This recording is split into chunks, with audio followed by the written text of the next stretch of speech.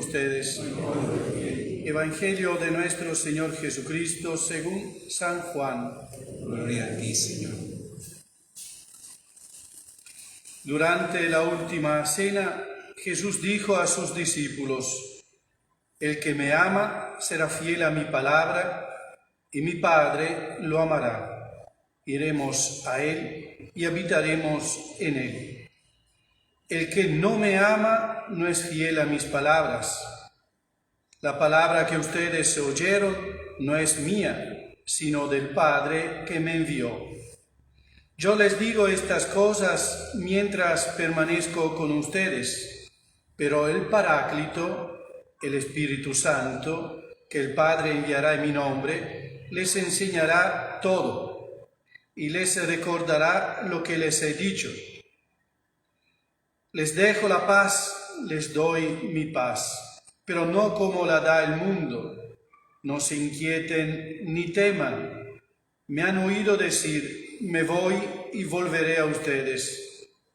Si me amaran, se alegrarían de que vuelvan junto al Padre, porque el Padre es más grande que yo. Les he dicho esto antes que suceda, para que cuando se cumpla, ustedes crean. Palabra del Señor. Gloria y honor a ti, Señor Jesús. Yo le aclamaré, cantaré al Señor, yo le cantaré una nueva canción. Yo le aclamaré, cantaré al Señor, yo le cantaré una nueva canción. Tomemos asiento, hermanos.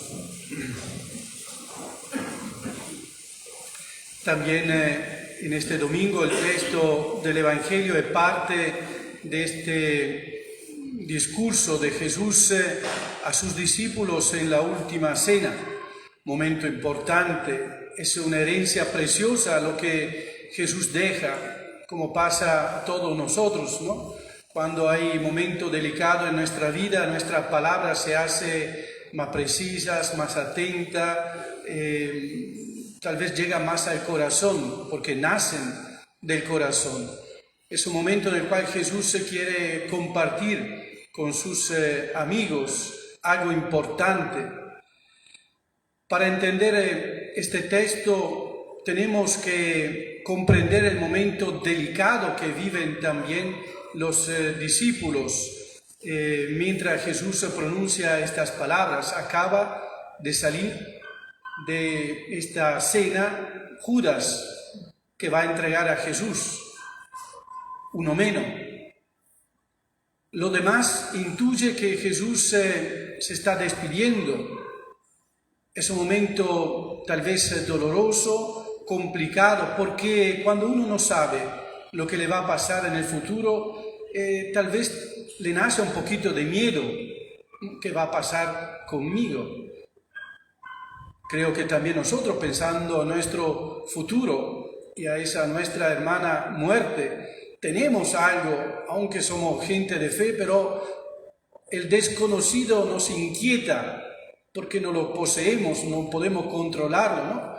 También en esta situación los discípulos viven un momento difícil. Abrimos una pequeña paréntesis para recordar cómo también la iglesia primitiva en la primera lectura vive un momento complicado. No es una discusión, es una pelea profunda que ha quebrado de manera importante esa iglesia primitiva. Recién la iglesia está naciendo y ya hay pelea, no solo una diferencia de opiniones entre los apóstoles y entre los judíos. ¿Cuál era el problema? Que se quería que también lo nuevo que entraba en la fe cristiana, lo pagano, lo que no venía del judaísmo, tenía que aceptar la regla del judaísmo, porque siempre se ha hecho así, porque es justo, porque en el Antiguo Testamento se decía que esta regla eran para todos. Entonces hay uno que dice, no, Esta nueva religión de Jesús es algo novedoso. No podemos pensar que para entrar en esta religión tenemos que vivir la ley antigua, y otro decía el contrario. Nada nuevo en la historia de la humanidad y tampoco en la iglesia. Nosotros a veces nos escandalizamos que en la iglesia escuchamos muchas opiniones y cosas distintas. Es verdad, sucede así. Lo que es interesante, dice el texto al final, que los apóstoles finalmente se reunieron, tomaron una decisión y dijeron: el Espíritu Santo y nosotros hemos decidido. Qué interesante, ¿no? Para nosotros los cristianos, que escuchamos miles de voces, de miles de opiniones, que tal vez nos formamos mirando internet, llegando poco a la lectura, por ejemplo, de los documentos de la iglesia, sino más bien del eco que estos documentos hacen en los más media, los medios de comunicación. Saber que finalmente también para nosotros tenemos una voz que podemos escuchar con una cierta tranquilidad, del magisterio de la iglesia, de nuestros pastores, que no son infalibles. Pero entre tantas voces tenemos que decidir a quién vamos a escuchar. Y esta afirmación de los apóstoles, el Espíritu Santo y nosotros hemos decidido, nos da una tranquilidad. Todos podemos equivocarnos, pero también en los momentos de crisis, de dificultad, saber que el Espíritu Santo acompaña a quien guía la iglesia. Cerramos esta paréntesis, volvemos al cenáculo, donde estos grupos de discípulos están complicados porque intuye que es un momento distinto. Jesús cómo va despidiéndose. Jesús le quiere prepararlos a estos grupitos. De hecho, en el Evangelio dice: no se inquieten, no teman. Él le va a decir unas cosas. Este es el texto que nosotros acabamos de escuchar y que inicia exactamente con esta palabra: el que me ama será fiel a mi palabra. Entonces, es legítimo preguntarnos: ¿qué significa amar al Señor? Podríamos decir personalmente: sí, yo amo al Señor, sabiendo lo que significa, porque la palabra amor y amar un poquito desgastada lo está, ¿no? Se dice por muchas cosas, desde el perrito hasta el Padre Eterno, pero dentro hay un espacio enorme donde estamos nosotros, está la naturaleza, los sentimientos que tenemos, que no siempre se identifica con esta palabra, ¿no? Nosotros sabemos más o menos lo que significa a nivel humano, ¿no? Sabemos que si uno me ama a mí, me escucharía un poquito más, tendría que desearme de verdad, hacerme feliz. Esta persona desearía estar conmigo lo más posible, prestaría atención a lo que yo siento, a mis gestos del alma y también mis gestos de necesidades, ¿no? Me aceptaría también por lo que yo soy. Más o menos eso es el amor. Cuando no está eso, nace pequeña decepción, ¿no? Mi marido no me escucha, no sabe lo que yo deseo, o viceversa, ¿no? O sea, sabemos que el amor es muchas veces por experiencia negativa. Me gustaría que, porque el amor sería eso: aceptación, comprensión, ser importante por alguien, ¿no? Bueno, esto por el aspecto humano, hasta ahí llegamos, porque nosotros en la medida que crecemos usamos cada vez menos esta palabra amor, ¿no? Le bajamos un poquito, le decimos te quiero, porque amar nos parece una cosa demasiado ya a esta altura de la vida. Entonces, pero es una palabra que utilizamos más o menos dentro de la vida nuestra, ¿no? Pero cuando nos referimos a Dios, ¿quién se atreve a decir: sí, yo amo a Dios? Yo creo que es algo diferente, pero también tiene algo parecido al amor humano, ¿no? Una palabra como sinónimo sería: me importa. Tu Señor me importa en mi vida. No sé si era importante o no, pero sí que tú me importa. esa importancia que tiene la figura de Jesús en nuestra vida, ¿no? El texto lo dice, que me importa no solo por las palabras. Quien cree, quien me ama, confía, tiene fe en mi palabra.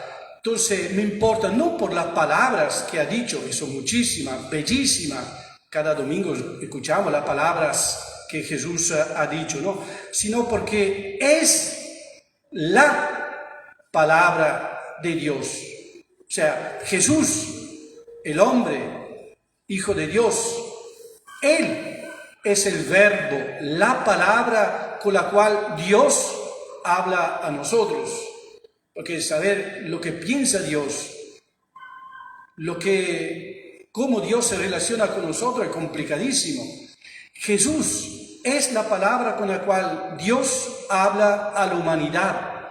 Y esta palabra ha sido pronunciada en la vida, muerte y resurrección de Jesús.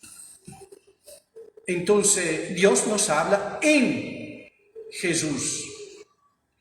Pero también me importa, o sea, amar a Dios para nosotros significa acoger esta palabra, acoger la persona de Jesús, tomar en serio sus enseñanzas.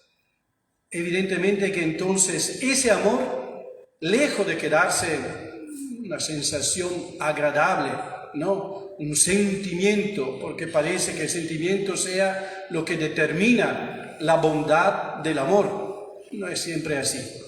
No es siempre así. Sentimientos es una parte importante del amor, pero el amor es mucho más, es voluntad también.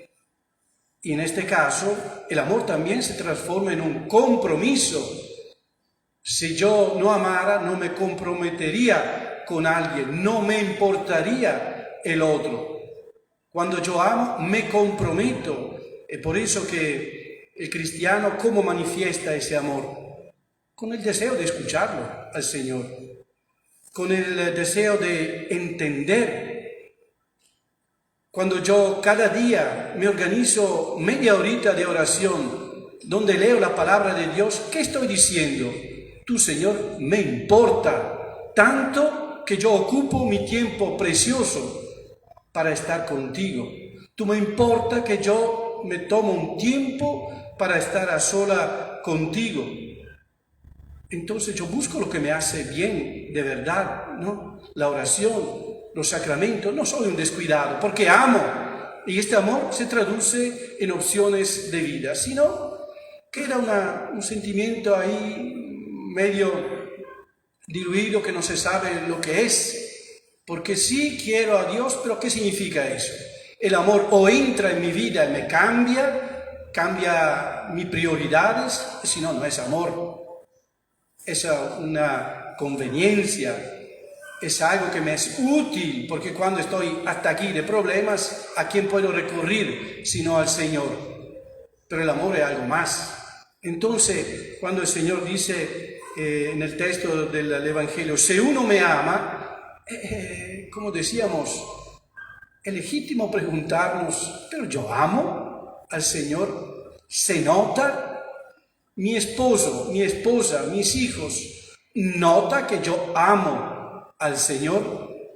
Ahora, si entre marido y mujer hay amor, los hijos lo notan. ¿Cómo nota el contrario?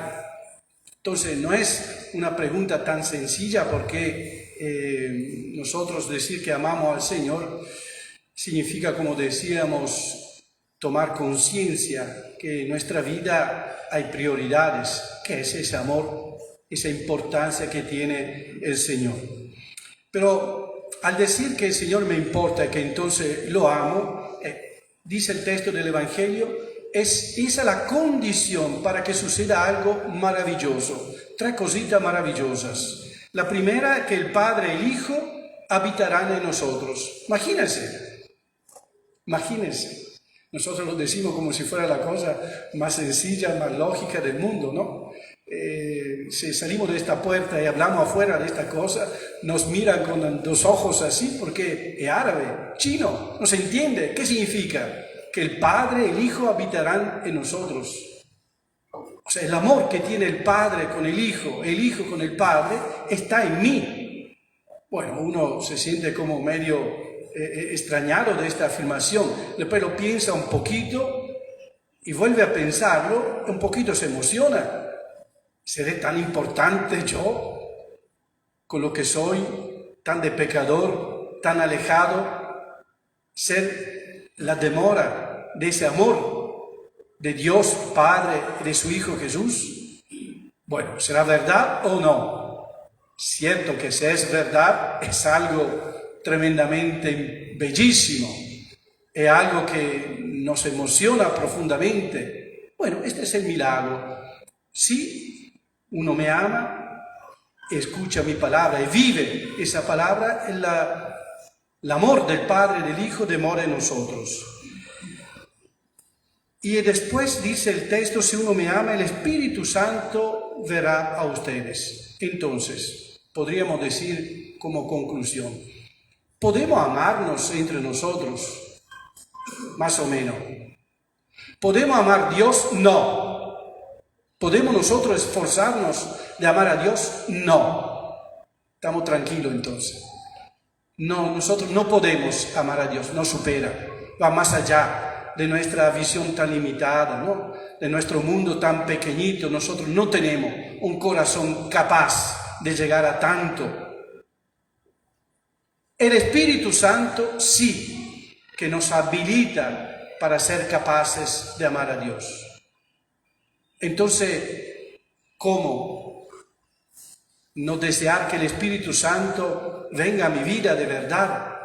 Que abrimos este don que el Espíritu ya está en nosotros, pero nosotros no lo hemos todavía descubierto, porque es el único capaz de enseñarnos a amar a Dios. Porque, como he dicho, nosotros no podemos, corazón humano no puede amar a Dios.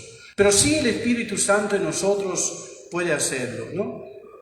Puede hacer que nuestra mente entienda, porque cuando leemos la palabra de Dios, como el texto del Evangelio, y los invito, si tiene tiempo durante la semana, a volverlo a leer, uno puede decir, no entiendo nada de lo que está diciendo, de este amor. Si uno me escucha la palabra, uno lo lee también una o dos veces, no entiende mucho.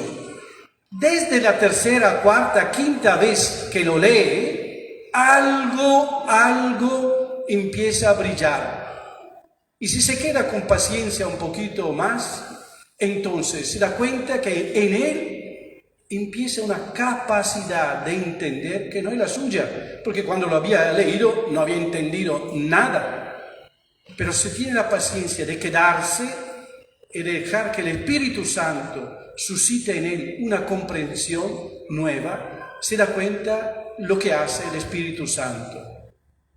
Que estas palabras media vacías, bonita, además porque la dijo Jesús, pero que no sé qué sirva a mi vida, no sé cómo puedo yo utilizar esta palabra. Si yo tengo la paciencia de quedarme, nosotros nos vamos a dar cuenta que el Espíritu Santo hace encender una chispita, la cual yo voy entendiendo algo, pero este algo me hace bien, me ilumina el día, me da luz a mi alma.